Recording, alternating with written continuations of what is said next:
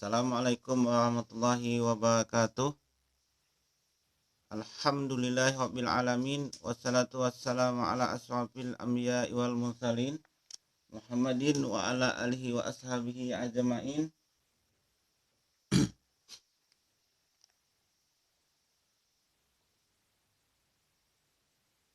Asyhadu an la ilaha illallah wahdahu la syarikalah wa asyhadu anna Muhammadan abduhu wa rasuluh. Allahumma salli ala Muhammad wa ala ali Muhammad. Wa a'udzu billahi minasyaitonir rajim. Bismillahirrahmanirrahim.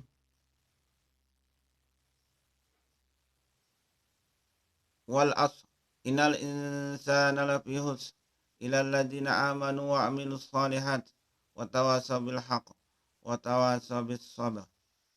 Jadi alhamdulillah bertemu lagi dengan saya Tamiji di YouTube di channel Semua Bermanfaat. Ini ya, buku klasik Indonesian Medicine ya, kesehatan klasik, ilmu kesehatan klasik bab 1 ya. Buku 1 ya. Pasal ketiga, literatur ilmu kesehatan klasik bukan dari falsafah Dao. Jadi falsafah ini bukan dari Islam ya. Nah, itu untuk kita ketahui, falsafah ini bukan dari Islam. Jadi sini saya kesimpulan saja. Pada zaman dahulu pengobatan tidak hanya ada di Cina, akan tetapi setiap manusia mempunyai cara pengobatan berdasarkan kondisi daerahnya. Buktinya di Mesir, suku Bantu Afrika Selatan, bangsa Arab, bangsa Eskimo, dan Brasilia sudah ada pengobatan akupuntur dan lainnya pada tahun 1550 sebelum Masehi. Sedangkan buku pengobatan klasik tertua yang ada di Cina dibawa diterbitkan pada tahun 770 sampai 221 sebelum Masehi. Jadi tidak mungkin orang yang hidup di tahun 1550 sebelum Masehi kemudian meniru metode pengobatan orang yang hidup di tahun 770 sebelum Masehi. Artinya merujuk bukunya, karena berselang beberapa generasi bahkan sampai 840 tahun jaraknya. Perhatikan. Kesimpulan 2. Yang kedua lebih tidak mungkin lagi dikarenakan pendiri aliran Dao yaitu Laoji lahir pada tahun 570 sebelum Masehi. Sedangkan buku pengobatan klasik terbit pada tahun sebelumnya yaitu tahun 770 sebelum Masehi. Dan di atas pun dijelaskan bahwa falsafah Dao dan pengobatan klasik digabungkan oleh generasi berikutnya yaitu pada tahun 25 sampai 220 Masehi. Dan ditambah sekali lagi bahwa ajaran falsafah Dao yang terdiri 81 bab dan 5.000 huruf kanji, di sana tidak ada yang menyebutkan tentang pembahasan pengobatan walaupun satu kalimat. Demikian kami Abu Muhammad Faiz Al-Kianji jelaskan, dan semoga tidak terlalu panjang lebar dikarenakan bukan tempatnya di sini untuk menjelaskan perbedaan dan pertentangan yang mendasar antara pengobatan klasik dan aliran falsafah Dao. Ingat ya teman-teman, yang kita sebagai muslim, yang namanya falsafah ini tidak ada ya. Dalam Islam tak ada falsafah. Nah, jadi itu saya tegaskan. Mudah-mudahan kita memahami. Adapun manakala seseorang yang mengatakan akan tetapi pengobatan yang dilakukan baik Cina, India, Mesir ataupun Arab hampir serupa, bukankah hal itu menunjukkan asal yang sama? Wallahu a'lam. Maka saya katakan, Sensei mengatakan, katakan itu sebagaimana perkataan seorang penyair. Aku menanam kurma di Efrat, sedangkan engkau menanam kurma di India. Sungguh jauh jarak antara Efrat dan India. Akan tetapi koma tersebut tumbuh, berbuah dengan sifat dan rasa yang sama. Padahal kita belum pernah saling berjumpa. Demikianlah wallahu a'lam. Bab 2 ya, bab 2. Penyakit ada dua macam. Bab 2, penyakit ada dua macam ya. Bab 2, penyakit ada dua macam.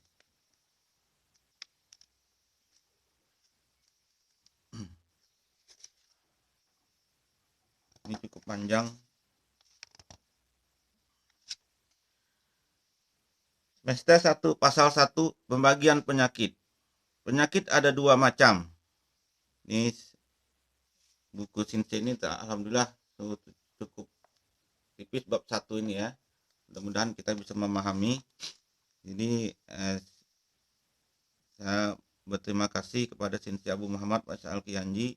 Semoga rahimahullah, semoga Allah menjaga beliau, memberi kesehatan kepada beliau dan mengumpulkan kita pada yaumil masa kelak pada surga Allah Subhanahu wa taala yang tertinggi. Amin amin ya rabbal alamin. Penyakit ada dua macam. Pembagian penyakit ada dua macam, yaitu penyakit kolbu dan penyakit badan. Dan kedua penyakit ini disebutkan dalam Al-Quranul Karim. Dan penyakit kolbu ada dua penyebab. Penyakit subhat dan syak, keraguan. 2. Penyakit syahwat dan kesesatan. Dan kedua penyakit ini juga disebutkan dalam Al-Quran. Allah Subhanahu wa taala berfirman tentang penyakit subhat.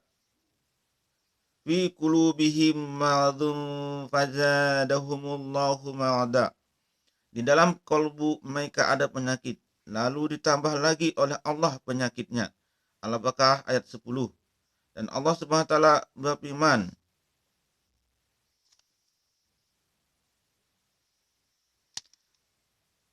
saya bacakan artinya saja karena kacamata ini kurang jelas. Dan supaya orang-orang di dalam hatinya ada penyakit dan orang kafir mengatakan, apakah yang dikehendaki Allah dengan bilangan ini sebagai suatu perumpamaan. Al-Kautsar ayat 31. Umi minta kacamata habis satunya Mi, yang kuning. Dekat meja itulah. Dan supaya orang-orang di dalam hatinya, ayat yang lain. Dan supaya orang yang di dalam hatinya ada penyakit dan orang kafir mengatakan, apakah yang dikehendaki Allah dengan bilangan ini sebagai suatu perumpamaan. Al-Mudaththir ayat 31. Ganti kacamata ya.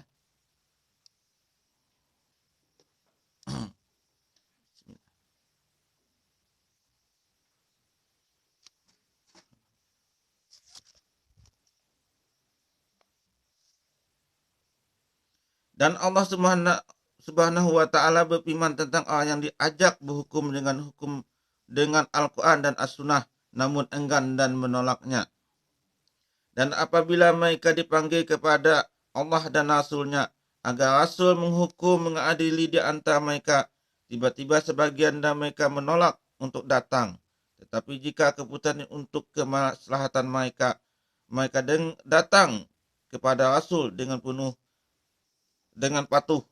Apakah ketidakdatangan mereka itu karena dalam hati mereka ada penyakit, atau karena mereka ragu-ragu, ataukah karena takut kalau Allah dan Rasul-Nya berlaku zalim kepada mereka? Sebenarnya mereka itulah orang yang zalim. An-Nur ayat 48 50 sampai 50. Ini adalah penyakit subhat dan syak. Dan adapun tentang penyakit syahwat, Allah Subhanahu wa taala berfirman, Ya nisa an-nabi lastunna ka ahadim minan nisa in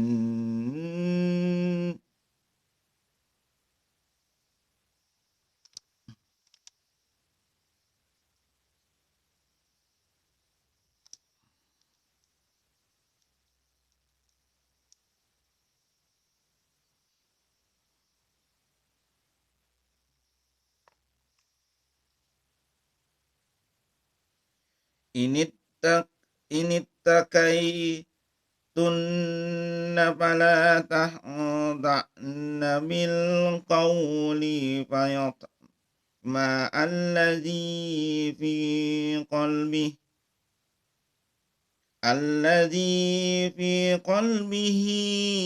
maradu wa qulna qawlan ma'rufa.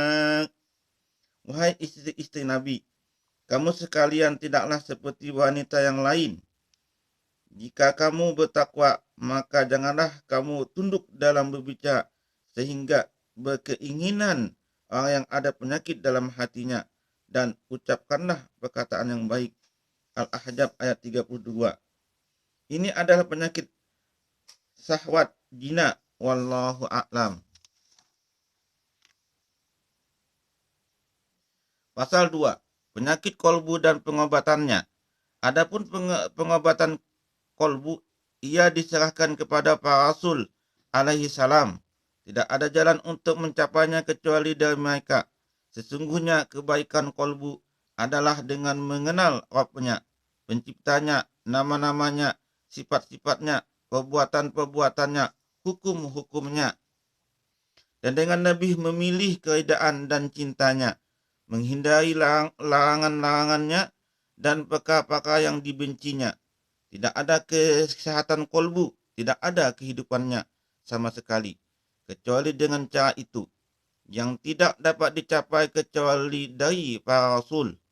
Barang siapa yang menyangka mendapatkan kesehatan kolbu dengan cara selain mengikuti mereka, maka ia salah. Apa yang disangkanya itu merupakan kehidupan nafsu hewani dan birahinya, kesehatan dan kekuatannya, kehidupan dan kesehatan kolbu jauh darinya.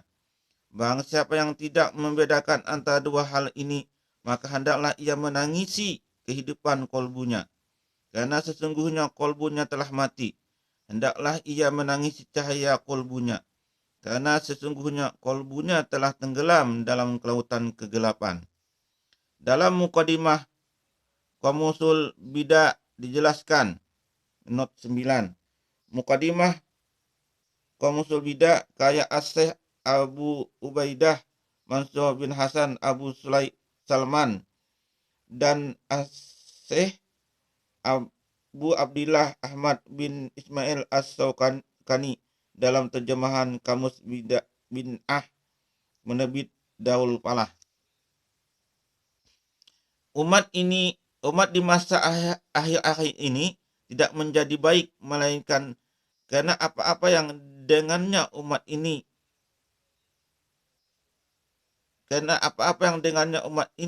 yang permulaannya menjadi baik. Kebaikan itu adalah dengan mensucikan diri dan dengan ilmu. Keduanya adalah sesuatu yang sangat penting, yang mana Allah Ta'ala mengutus nabinya Muhammad Sallallahu Alaihi Wasallam guna mewujudkannya. Bahkan Allah Ta'ala memuliakannya dengan keduanya sebelum menciptakannya. Ayah beliau Sallallahu Alaihi Wasallam, Ibrahim Alaihi Salam, berdoa kepada Rabbnya dengan mengatakan,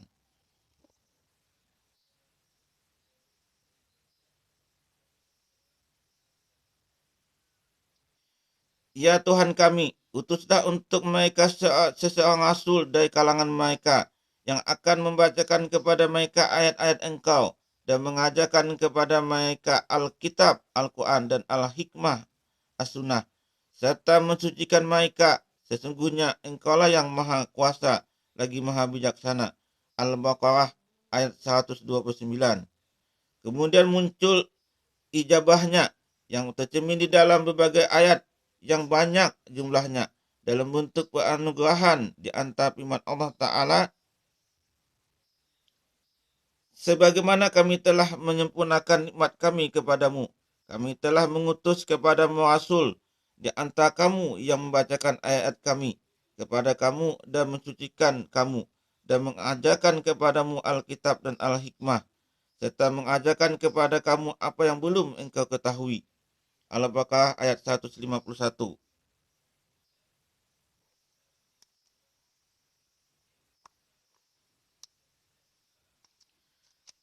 Sungguh Allah telah memberi karunia kepada orang-orang yang beriman ketika Allah mengutus di antara mereka seorang rasul dari golongan mereka sendiri yang membacakan kepada mereka ayat-ayat Allah, membersihkan jiwa mereka dan mengajarkan kepada mereka Alkitab dan Al-Hikmah.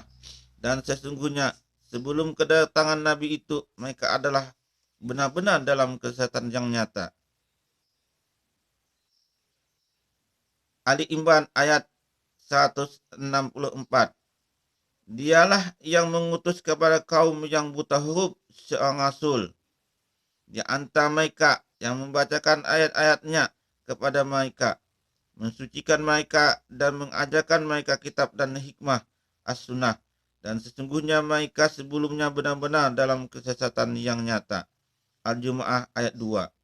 Adapun beliau bersabda, aku adalah wujud pengkabulan doa ayahku Ibrahim. Silsilah ahadits as-sahihah Imam Muhammad Nasauddin bin Nuh an-Najati al-Albani 1545 sampai 1546 halaman.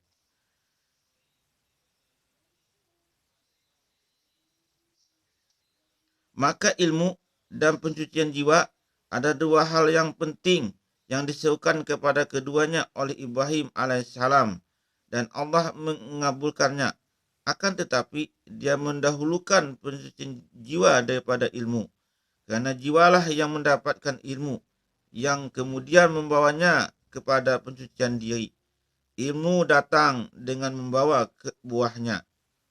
Ketika orang yang memiliki ilmu itu mensucikan dirinya, hal itu tidak akan sempurna dalam bentuk kesempurnaan yang paripurna, melainkan dengan kaidah-kaidah dan hukum-hukumnya. Pada prinsipnya, anugerah itu didapatkan dengan diutusnya Rasulullah Sallallahu Alaihi Wasallam. Dapat diperhatikan di sini perkara-perkara yang berkaitan dengan manhaj yang penting dan sama sekali tidak ada pada para penuntut ilmu, yaitu 1.